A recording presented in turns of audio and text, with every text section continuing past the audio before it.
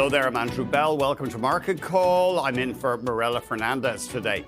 Paul Harris is our guest, partner and portfolio manager at Harris Douglas Asset Management. And he's taking your questions on North American and global stocks. There's the number, 1-855-326-6266. Paul, it's great to see you here. And this is your first time visiting us in the new studios in Scarborough? Yes, I overestimated how much time it's going to take me to get here. So I got here at 11 o'clock as opposed to 11:30, but it was an easy drive. Well, thank you. Yeah, that Don Valley, though, it's quirky. Yes. Yeah, that Don Valley Parkway. You can never really predict. We were just talking, so you usually ride your bike here, so you're no longer riding bikes anymore. It's 22 clicks from my house, and I could, maybe, but it would really take it out of me. You're probably going to get chubby then. Because oh my goodness, yes. Yeah, I'm driving a lot now. The tech stocks rallying again in America today. Yeah, I mean, I think NVIDIA's numbers came out. It sort of, although the stock fell, I think it eased some of the anxiety around kind of CapEx spending that was going to continue, I think, from all the big players at least. Mm-hmm. So I think that was very helpful. And you saw, I mean, all those big players had very good numbers, right? So I think that helped as well. Yeah. So I think also this kind of the idea, I think before Friday, there was this feeling that the Fed was not going to drop rates in December. And it was, I think, close to 40% that there was a 40% chance that they would drop rates. Now it's gone to 80% or somewhere like that they're going to drop rates. So I think that's helping the market as well. High, the market? Something like that. I think I heard it this morning on your show. Have a look. So I think so the market is kind of feeling more positive about those things. Yeah. The unemployment number, although we're sort of, if you look at the headline number was very positive, but they kind of reduced the other months. But I think you're getting out stats that are showing that the U.S. economy is not collapsing as people would think. And that's one of the mistakes I thought I made as well, because I felt that all this stuff was going to have a big impact on the U.S. economy. But it is such tariffs, it's such a big economy, and it's so diverse that those impacts probably were felt more around the world in other economies than actually in the U.S. as much, right? So, and the companies in the U.S. seem to have a lot more ability to manage these things than we were thinking. Some people front-loaded stuff and all that stuff. But so I think those were the things that are sort of helping the U.S. economy along. And I think there's this feeling that you're not going to see this kind of recession that people were feeling that they were going to see at the beginning of the year. All those tariffs are. So I think the number on the average is 18%. I mean, they were substantially higher on April the 2nd, whenever that number stuff came out. So so I think all those things have helped the economy and helped the stock market. And and let's face it, the stock market doesn't kind of run off politics or any of these other things. It has its own little life, and earnings have been good, better than expected in most cases.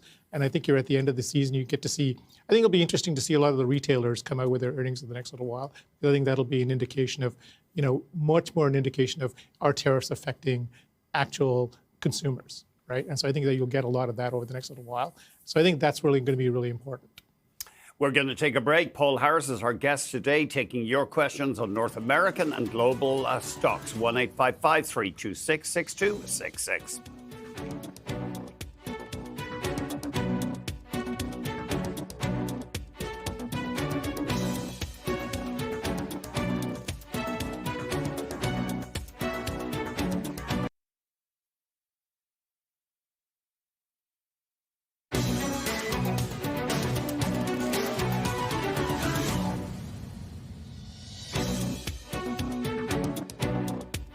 Let's kick off with an email here from Henry. What are your thoughts on MDA Space? So MDA, when they came out with their numbers a little while ago, I think they came out at 409 on revenue. The market was at 402. On EBITDA, they were at 82. The consensus was 77. So they've done really well. I think and I think Global Star is, although they've had some kind of delays, will continue to do well. So I think there's some positive with respects to that. They've got a strong backlog still, so I think that's very helpful. Although I know sometimes with backlog, you got to be very careful, because sometimes it ends up kind of being pushed back longer than people expect. So you have to remember that. But as a general rule, I think the backlog is very good. Global Star, I think there were 17 satellites. I think that's still going to happen. It's trading at 13 times next year's earnings. It has no yield, but it's not an expensive stock. And I think one of the bonus factors in this is that around the world, people are thinking about defense in a greater way, and especially this country. And so I think that, MDA will benefit from any kind of uptick in defense spending over the next little while. So we don't own it, but I think that it's, at these, you're not paying a lot to buy it, and you get some of the upside from the defense side, and they are executing quite well. And I think, if Globalstar kind of, with even their delays, will execute, they have a very good opportunity of growing their top line as well as their bottom line quite nicely over the next little while. Trevor is in Sierra Vista, Arizona. Trevor, good to hear from you. What's your question, please? Thank you. My question is on Visa, which I believe Mr. Harris has held or bought 2009 or 2010, and it's done fantastic. But I'm looking at it today. They recently did a agreement with some of the processors and retailers, which means a lot more of the transaction would move to debit. How does that affect Visa, looking at it from today? Thank you. Right, so thank you very much for the call. We have held it for a long time. So even with debit, though, yes, some of the stuff. So that deal also has very different aspects to it. So which is not, it's not very clear when you read a lot about the stuff about it, because some retailers will get to use certain cards and not other cards, et cetera. So that's one difficulty with understanding how it's going to be impactful. Debit, yes, debit will affect them, but the thing with the Visa card, as you've probably heard me explain before, it's like a toll booth. Every time you use the card, people, they don't take any credit risk, and the company, the bank takes on the credit risk for the card, and Visa gets paid a certain amount of money. But the issue with the card is that they're all tied to all these point systems nowadays, that people tend to want to use their credit card more than a debit card, simply because it benefits them far more, because those points add up to travel points and all these other things that help them, especially with airlines. So I don't think it's going to be as impactful as people think. A debit card really takes money right out of your bank account right presently, and then with a Visa card you have a sort of a month to pay it, right? So I think it's very different dynamics. I'm not trying to say that it's not going to have an impact. The other thing is that Visa is kind of also a global play, where you have it can grow around the world, because a lot of emerging markets and undeveloped countries still use a lot of cash. So there's an opportunity to grow that way. So I do think that it'll have maybe a minor impact, but and not a big impact, because of the point system that's really tied. Now, the bad part about that is that that point system may change, because banks offer those point systems to their clients, and so they may want to change that because of how people the kind of the charge that Visa gets from them, et cetera. So that it's I think more of a bank issue than a Visa issue. They will still get a certain percentage of the money that goes through on their Visa card. So I still like the stock. We own it. We've owned it for a long time, like you've mentioned. I think it's a great cash flow business, great margins, et cetera. Okay, we have Chris in Delta, BC. Go ahead, please. Oh, thank you, Andy. Paul, it is so great to see you on the show. It feels like you haven't been on in close to a year. Always look forward when you appear. Okay. I'm wondering if I could have your opinion, please, on CNQ. I believe it's been a topic of yours in the past, and I hold maybe a 5% weight in my portfolio. It's done well, pretty much a buy and forget. And I'm wondering if you think that it's a good hold for the next 5+ years, or if you'd be looking elsewhere, perhaps more focused in the natural gas space, although they do have exposure there. Thank you both, and have a great day. Thanks. Well, thank you very much for the question. So we own CNQ. We like it. We think it's one of the best oil companies in this country. And I think the power of this company shows you, yes, the stock has sort of moved sideways over the last little while, but it's been a very tough oil market. And so in a tough oil market, you can see this company has actually done quite well. These companies, what I like about these companies is that they are really doing all the right things. They're thinking about their cost of capital. They buy back their shares. They increase their dividends. They pay down their debt. And I think that's really what's helped these companies over the last little while. When you saw oil collapse in 2020, these companies really sort of, not that they got religion, I think they've always had that as a big company, but they execute very, very well. I think that as the company, as you see oil prices sort of kind of go a little bit higher from here, I think CNQ will benefit from that. I don't think you're paying a lot for this company. They've got a good dividend yield. I don't think that, so from my perspective, owning in this environment where people are worried about overcapacity in the oil business, I think you want to own a CNQ or a Suncor as opposed to a smaller company, because I think that's more difficult in a market like this. But I do think it's a great business. Like I said, they've got great management. They always execute well, and even in projects, like you can look at other oil companies. CNQ has been so great at bringing businesses online at what they've decided their cost was. They've always executed on all those things, and they've done. People will go on about some of the mergers, but they've also been able to make mergers at the right time when things have been very, very cheap. Like, Suncor's done the same thing as well. But so I think these great big oil companies in Canada can really benefit, and I think they're going to benefit even more as we think about greater infrastructure going through through our country if Mr. Carney can execute on all those things. Okay, I see Desjardins are cutting CNQ to hold, but I think it's simply because of the run-up in the stock. They say decreased returns to target. I haven't read the full report, but that stock has held its own so far this year. It's up something like 5%. Yeah. Okay, Chris, thank you very much for your question. Jacob is in Toronto. Go ahead, Jacob, please. Yes, good afternoon, gentlemen. If I may ask about Shopify, please. It's holidays, of course, is going to keep on going up. But what did your guests think about it? Is it something to buy or just to relinquish? Thank you very much and have a nice day. Is Shopify on your radar, Paul? Sorry, so it's a stock that we don't own, and sadly we don't own it. But the reality is I think Shopify has done an incredible job. I think people sort of think about this as one of these companies that it's BlackBerry or one of these other things that, gets a high market cap over the Royal, and that's the end of the story. It really is a great business that's going to be generating a lot more free cash over the next several years.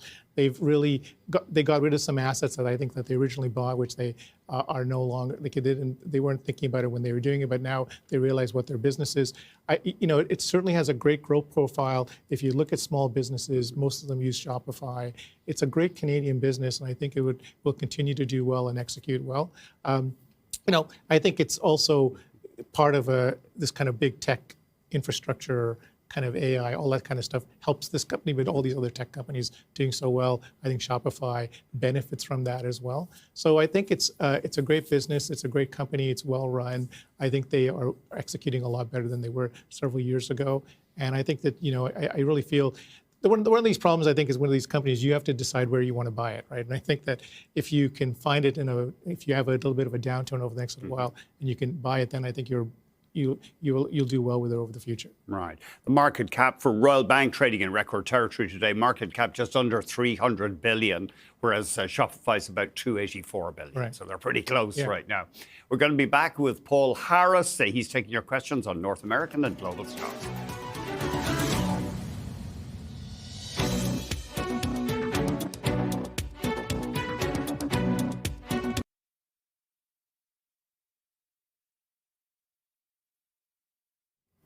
Let's head to London, Ontario. Doug, fire ahead, please. Yes, good afternoon. I was wondering about CNR, whether you think this is a good entry point around 129. It's sitting around 4 or 5 year low, and I was wondering, and do you own it? I'll hang up and listen. Thanks. Thanks very much. I didn't know it was that bad. Okay. Thanks, Doug. We do own it. We've owned it for a fair amount of time. I think one of the things that that was that hurt these stocks that were CN is because of this kind of trade issues with the United States, all that stuff, and there's a lot of impact between going back and forth, the car industry, et cetera. So I think those things hurt the company. I think that, the rail business is very consolidated. So I think that what I like about it is that there's not this kind of excess pricing pressure from all kinds of different places. They're much more, they care more about safety. They've actually kind of, because they're consolidated, they are much better at understanding their business model and how they can achieve better rates of return from that business model. And so I think that that's one of the important things. And they've gotten rid of non-core assets many over the years. So I think that I think the stock will do well as we move up going forward, as we kind of have less worry about these impacts on tariffs on trading with the United States, and we can have these companies are far better kind of road transportation. They're far more environmentally friendly in that way, and I think that I think that they will benefit. I think it's been a tough year for them, but I do think that over the next little while you should see them do better and improve on a stock price basis. Yeah, it's interesting. The stock is not far off the low it hit, a pandemic low it hit in 2021. So it really has suffered. There's a 3-year look for the shares. Frank is in Toronto. Go ahead, please. Yes. Good afternoon, gentlemen. How are you doing? Very good, thanks.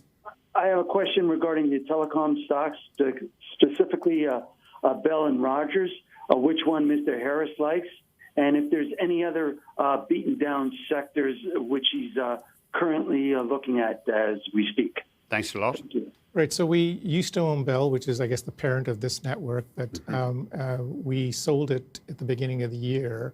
I find it very difficult owning these companies. I think we still own TELUS in our dividend portfolio, but and that's had a bad over the last little while. So I think one of the issues I have with these companies is that there's the kind of expectation of kind of 5G has not come to fruition yet. So that's one thing. I think that you still kind of, they talked about how you can be in a basement or someplace and all this stuff. So that's not really come to fruition. That's one thing. The second thing I think is that the capex spend is so high, and third, I think that in the case of Bell and Rogers as well, I guess, is that they have all these media assets. And so to me, I would like to see a more pure telecom play. And the last thing I would say about this stuff is the CRTC has been very difficult to deal with respect to telecom. And they're constantly kind of going on about having more and more players, which doesn't seem to work in a country like ours. Right? So it's not, and they actually have to provide services to a lot of areas where they wouldn't naturally, which are very costly to provide services for. So it's a tough business, I think. So we've kind of, even though, and I think the yields Bell did this right thing by cutting their dividend. They probably should have done it well before they did. So I think that it's, if you want to own these things here, Bell seems to be kind of moving sideways and probably will have a chance to do better. But I think there's other places to be in the stock market, whether it's financials, or to me, or in other areas like healthcare in the United States, that I think is better than owning these things because they're just very tough businesses these days. And TELUS today hitting its lowest in at least a year, actually. Yeah. And it's interesting, TELUS, of course, competes with our parent company, BCE. Right. Veritas Investment Services just cut TELUS to a sell earlier this month. And one of the concerns here for the analyst, Liam Gallagher, was the long-term ability to cover the dividend. Yeah. So it looks like there are some questions there. And I think the problem with a lot of these companies is that I think the boards are terrible because they need to, if you're paying such a huge dividend, you should cut the dividend first, right? And do it quickly. Like the stock's already down. It's not, is it going to fall substantially more than it is right now? Maybe slightly, but at least you're saving cash and you can actually pay down some of your debt, right? So I think that these boards are very difficult when it comes to doing this. It took BC such a long time to make that decision. Yes, yeah, it was a tough one. Okay, Frank, thanks for that question. Elliot is in Hamilton, Ontario. Go ahead, please. Good afternoon, gentlemen. Down about 10% from its high. What are your thoughts on Banco Santander? Would you buy it today? Thank you. Thank you. So Banco Santander is a Spanish bank which has expanded into kind of the UK and United States, especially around the southern part of the United States, where there's a large Hispanic population, and they're also there in Latin America and South America. It's a great play, I think, on sort of that emerging market. They've got a great base in Europe, and it's been a great bank because of that on the retail side. I think they've tried to go into, and on the asset management side as well, I think they've tried to go into investment banking, and they've been hurt by that a little bit. But I think that these banks are going to continue to do well over the next little while. I think there a lot of deregulation is, whether it's in the United States specifically or even in Europe, is coming on the banking side, and so capital regulation will be less, and so freeing up capital will allow them to do other things with their money. But I think it's a very good, strong retail bank. You get the upside of kind of the emerging markets area in Central and South America, and you've got a great European franchise, which continues to do well. Oh, okay. Oh, I just want to correct something on CN Rail. It's still up from its pandemic low, but it's near to its 2021 low. Okay, we're going to take a quick break. We'll have a look at Paul's past picks when we come back.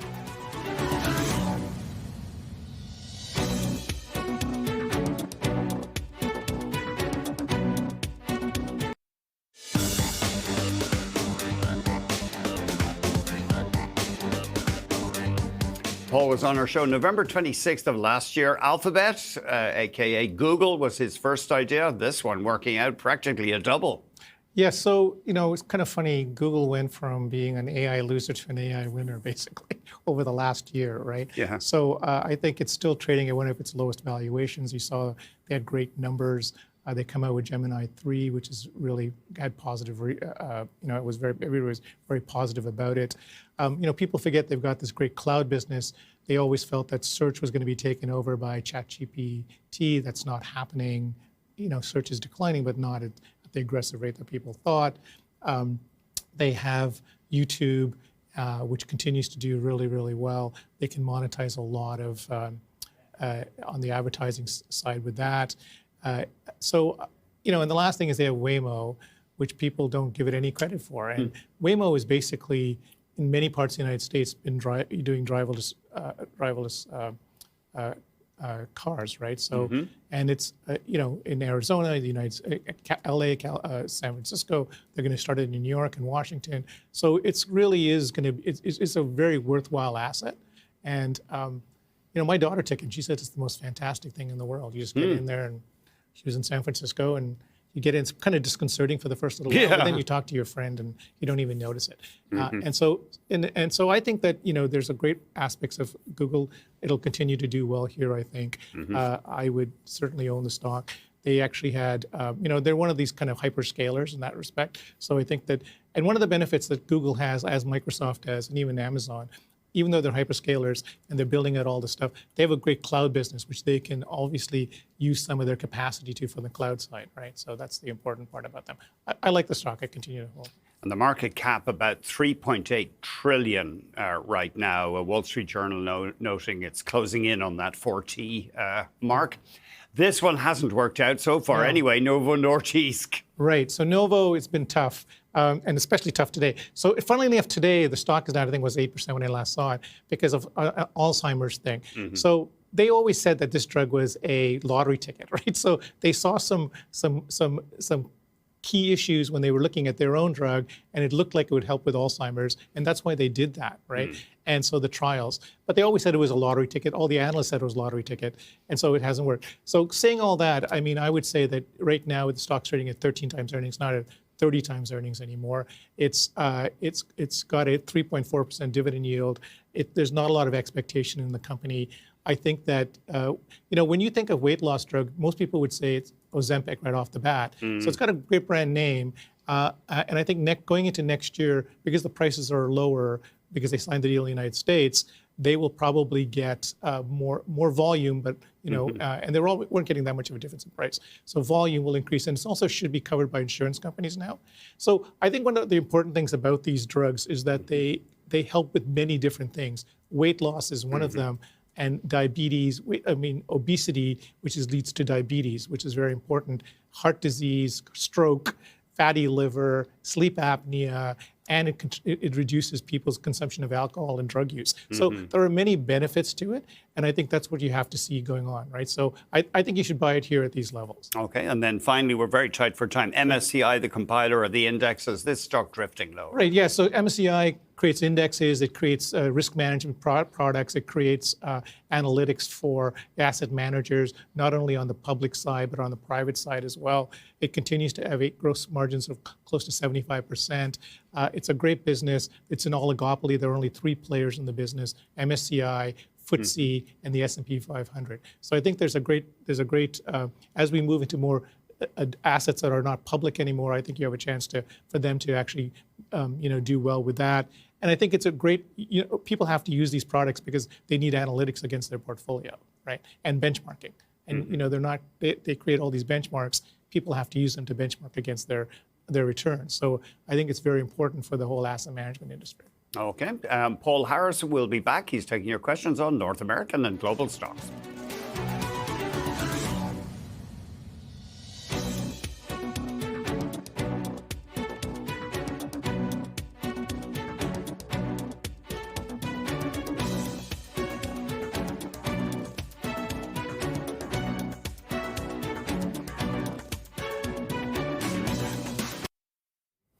We have an email here from Raj. What's your opinion of gold for the next 12 months, and in particular, Agnico Eagle?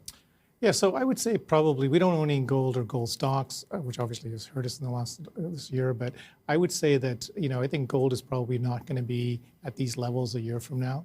I think that it's had a great run. I think that too many people are in gold already, and I think that their gold will have a pullback. Agnico is probably one of the better names in the gold business. I mean, I think as a gold stock, it's just such a difficult environment, right? As a commodity, because it's a lot of gold is found in very difficult areas of the world. It's not obviously always a clean way of getting the asset. But I think that Agnico is one of the better companies involved with that.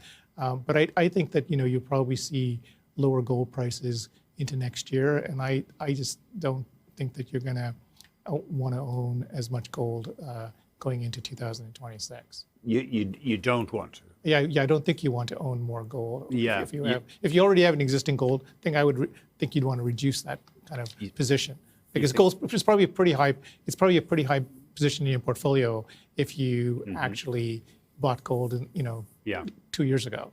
So you wouldn't be inclined to even hold very much as a hedge against political turmoil in the States. States. So if I think, I guess what I would say is I think about it more. If you're absolutely right, and if you were thinking about just holding it as a kind of an asset on your thing, I would just own the old gold ETF, because I think it's better than owning the company. So if you felt that strongly about gold as a diversifier or an offset of all the political risks you may see and inflation and stuff, I would own the gold ETF. I think it's a better way of doing that. Okay. Thanks for that question. And you mean an ETF that holds bullion rather than stocks? Yes, that's right. Okay. That's right. Thanks, Paul. We have an email from Kevin in Coquitlam, BC. Can I get your guest's opinion on Uber? So I don't own Uber, but I do. I think it's a great company. I think the CEO has done an incredible job of really getting rid of all these assets that they had bought when Travis was there, and all kinds of different things that they're involved in, but really go to the core business of Uber. I think he got rid of assets in other parts of the world and the Uber Eats business, and you can see that they've actually shown better returns over the last little while, and I think they will continue to do that. I think the Uber with kind of a robo-taxi thing will also help them, because they're with other companies on that. I think Uber's a great service, right? I think it's really the quality you get with it. My 91-year-old mother uses it, right? So I think that it's a very. She's happy. Very happy. I mean, they pick her up and they drop her off. So I think that to me, it's a great service. I think the guy who runs the company has done a great job. I think he will continue to do a great job and grow the business. I think that they are going to be far more profitable down the road, and I think it's one of the stocks that you can do really well with over the next several years. Okay. It sure has changed the way cities work. Yeah. Yes. Yeah. Mario's in Montreal. Go ahead, Mario, please. Yes, I'm asking about Constellation. I went in a month ago, and then I sold it, and now I went back, and now it's going down again. So I was wondering what's happening with Constellation. Constellation Software? Right. So I think Constellation has suffered from a couple of things. One is the fact that the CEO, president of the company, is retiring, and he was sort of the major person that did all the deals and sort of created this great company in Canada. That's one thing. I think that the other talk was that AI is going to have a huge impact on their business. I'm not sure how people come to that conclusion. So what Constellation has been very good at is buying vertical software. So they would buy software that runs golf clubs or something like that, and they buy up all that stuff, and then they own all the software, they can execute better pricing on it, and all those other things like that. So smaller players, and they continue to build that. And I think that's what they're going to continue to do. I think one of the interesting things that they said on their conference call is when they were asked about, will they change their hurdle rate for their purchases? And they said, absolutely not. Right? So to me, that says that they are going to stick to their guns about how they make purchases. One of the risks about this company is that that's what they do. They buy businesses, right? So it's not a software company in the same way that Microsoft is a software company or Google is. They are a buyer of software, allocator of capital. That's what they tend to do. So I think that they're not changing their hurdle rates. They will continue to execute. I think that they've been I think that somewhere around these levels you want to buy the company because I think they've got a great business, especially if they continue to execute like they did in the past, right? And so I think that's the big question people are worried about when you lost somebody that was so instrumental in setting up this business. But I think he was careful enough to put the right people in place to manage the company going forward. And I think that the issue is that they're not going to do willy-nilly acquisitions or do some crazy big acquisition that will cause the stock to even fall even more. It's the idea that they've been able to do these small acquisitions, relatively small acquisitions over a long period of time and build a kind of a very good vertical base for the software. Okay. We've got Amin in Ottawa. Go ahead, Amin, please. Good afternoon. Hello. My question for the guest is I'm interested in owning 2 or 3 global banks. What is his view on Barclays Bank? Thank you. Right. So I would not say Barclays is a global bank in the way that you would see an American bank being global. So Barclays is a great name. It's around the world, of course, but it doesn't have the kind of businesses like, say, Bank of America, which is a company we own. We actually own JP Morgan as well in our U.S. equity portfolio. So I would argue that those banks, Goldman, Morgan Stanley, are much more global banks, and specifically JP Morgan and Bank of America. They've got global businesses on investment banking. They've got great, in North America, in the U.S., they've got a great retail franchise which protects their businesses. They've got a great credit card business. They've got a great asset management business, and they're far more global in the way that Barclays is not from a investment banking perspective. So I think that you're better off doing this. I also think that one of the important things that's happening in U.S. banking is that deregulation is happening in U.S. banking. So you've seen a bunch of M&A deals with smaller U.S. banks. That probably wouldn't have happened during the Biden period. I think they're going through, so that's very important. So I think that there's 4,000 banks in the United States. So there's a lot of room to consolidate banking there, but also the amount of capital they have to keep on their balance sheet is going to be reduced over the next little while. So that'll give them more loosen up capital for them to do other things, whether it's buy back their shares, pay out more increase their dividends, or expand certain businesses that they want to. And even a Bank of America, which has been restricted on buying anything, may still be able to buy a smaller bank in a specific area where they don't have a large market share. So I think there's a lot of opportunity in U.S. banking presently because of the Trump administration's wanting to kind of deregulate it even more. There's a risk to that, and the risk is that these guys over leverage like they did in 2000, before 2008, stuff like that. So that's what you've got to be aware of. But I think that there's the U.S. banking industry is, when I look at it, has more opportunity probably than a lot of other places. Okay, we're going to take a break. Paul Harris taking your questions on North American and global stocks.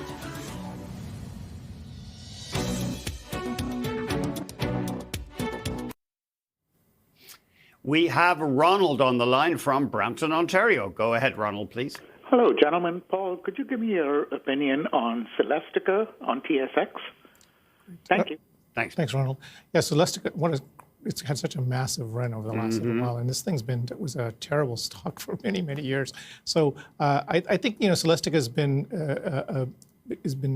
a great beneficiary of sort of that AI trade in this country, and it's done very well. I think that it's probably at a premium valuation, and I think that if you want to buy it, I'd wait till you see a pullback in the stock before I would look to buy it. But I think that they certainly have executed quite well through this period of time. But I think that that's what I would have difficulty with. I think you want to look at it and buy it when you see a decent pullback in the stock over the next little while. Right? Okay. Yeah, look at that. Near its record high, jumping today. I haven't seen any news, but NVIDIA rallying. It's got to be good for them. Yeah. We've got Kevin in Belleville, Ontario. Go ahead, please. Hi there. My question is on the TD Bank. It had some problems last year. It's had a good run-up. I'm kind of reluctant to buy it at this price level, and that's why I called in to see if you would still be buying it at this price level. I'm just worried about the housing market in Canada, especially in the Toronto area. And just thinking, should I wait or would you step in? Thank you. Right. So thanks for the call. I mean, we've owned TD Bank for a long time. In fact, I mean, I think one of the things I came here when it had all those problems and talked about it. So TD Bank, has a new CEO. They've changed their kind of management at the bank altogether, pretty much. Their big issue, I think, is obviously they can't buy anything in the United States because of what the the regulators have told them that they can't do anything. In some ways, to me, that's a great benefit because they had bought a lot of things and, it was a mishmash of a lot of stuff. So I think this gives them a chance to, really make sure that they're a prime leader in risk management now. Make sure that's one thing. The second thing is that it makes them focus on their U.S. franchise, which is always not delivered the way I think they've talked about in the past.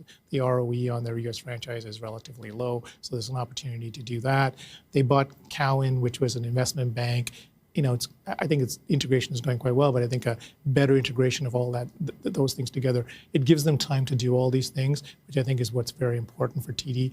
Their Canadian franchise has always been very strong. I will say that the CEO got a nice bounce on the stock because of all the things he was talking about doing. I think that the stock probably will pull back a little bit from here next year, and I think then you have a chance to buy it. But, TD will also benefit from regulation changes in the United States, whether it's loosening up of capital so they can use it for other things. They will also obviously be able to continue to, increase their dividend or buy back shares in this country as well. So I think there's a lot of positives in the U.S. Canadian banking industry, but they've all run up a lot over this last year. So I think if you don't own it, I think you will get a chance on a pullback to buy some of these names. Oh, okay. So it's not calling to you right now. Yeah, I mean, it's run up a lot. I mean, we own it. We're not going to sell it, but I don't think that it's really something you want to, I think you'll see next year these things pull back a little bit, and then I think you'll have a chance to buy them. Oh, okay. We have an email from Harge in Surrey, BC. Can I get your opinion on Fiera Capital? Dividend looks very attractive. So Fiera is an asset management company. I think they've kind of diversified not only into from just public equities, they do a lot of real estate and all these other things. I think one of the problems that they suffer from is that they're relatively small in the greater scheme of asset management.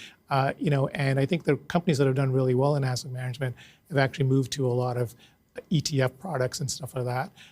I think that's I wouldn't own the stock here, even though they've got a nice dividend. I think that it's a difficult business to own because margins are coming down, and I don't think that they probably need to go and make more and more acquisitions or kind of grow organically, which I don't think they're able to do as quickly. And that's why they did all those acquisitions. So I think that the stock will probably not do well over the next little while. I think you're better off trying to own other asset managers if you like them that are bigger in scale and actually have a better ability to grow and manage the compression on the margin side.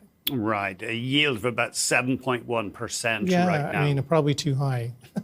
I'm curious about Power Corporation, maybe because, of course, parent of Investors Group and McKinsey or IGM Financial. Pretty good yield on that one, POW as well. Yeah, we own it. So, yeah, it's got a great yield. I mean, but there's a company that's got large scale, right? Right. On the McKinsey side and all these things, they've got large scale. They can manage, as fees come down, they can manage that process a lot better. Whereas I don't think, Fiera can in a way that without them doing large acquisitions, which I think is very difficult in that business because you're really buying people, right? Yes. Right. Okay. Thanks for that. A yield on Power of about 3.5 right now. Don't go away. Paul will be sharing his top picks next.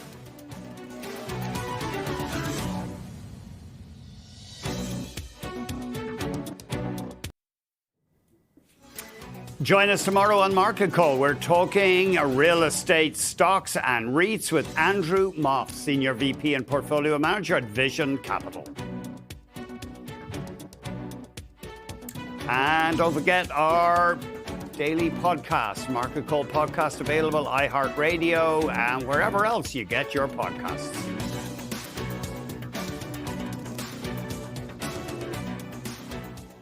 Let's get to Paul Harris's top picks. First is real estate related. FirstService, provider of building maintenance. Residential property management. They also have a services business like California Closets and Paul Davis. This company has grown through two ways: one through acquisition, and the other way through organic growth. On the acquisition side, they've been in a similar way to Constellation, very disciplined in how they make acquisitions. They have good hurdle rates, so they are very specific about what they do and how they do it. But one of the issues is, although they are one of the largest players, especially in the United States, it's a very fragmented business. Still a lot of mom and pops on the residential property side, management side. So they have the ability to continue to buy assets from that. So to me, that's the kind of way they're going to grow with these two ways. They've done a great job of doing that over the years. I think the stock has fallen, so it's a good opportunity to buy it here. It's never traded very cheaply. It trades about 24 times earnings, has a very low dividend yield. But I think it's a great business because they can continue to do this kind of growth by acquisition and grow organically. And like I said, very good management that sticks to their guns when they make acquisitions. So I think this is a great time to buy the stock. You have a name in animal health here, Zoetis. Right. So Zoetis is the largest animal care company in the world. It was spun off from Pfizer many years ago.